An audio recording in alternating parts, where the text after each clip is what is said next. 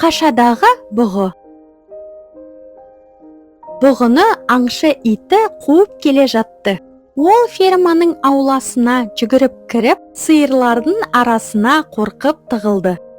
Сиыр оған айтады: «Сәлем, бейшара досым. Не істеп жүрсің мұнда? Дұшпанның жанына өзің келдің. Қауіпке өз еркіңмен түсіп отырсың».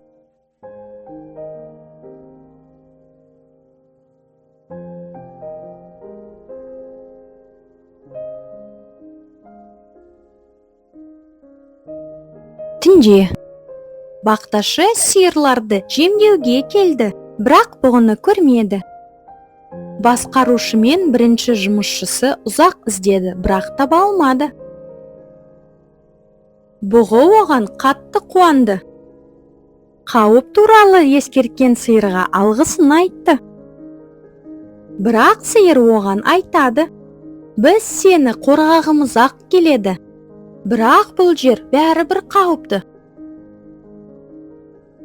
Біреу қашаның жанынан бара жатып өтіп, сені байқап қалуы мүмкін. Абай болуың керек. Егер ол сені көрмей өтіп кетсе, онда сен аман қалдың». Сол сәтте қашаның иесі келді. Ол шөптің дұрыс бөлінбегенін көріп, сиырлар тұрған жерге жақындап айтады: «Мұнда не болып жатыр? Неге шөп аз?» Қашадағы сиырларға шөп тым аз. Бұл жалқаулар жинамайды, өрмекшенің торы толып кеткен. Қашаның ішін тексеріп жүргенде бұғының мүйізін байқап қалды. Жұмысшыға ұстап алуды бұйырды.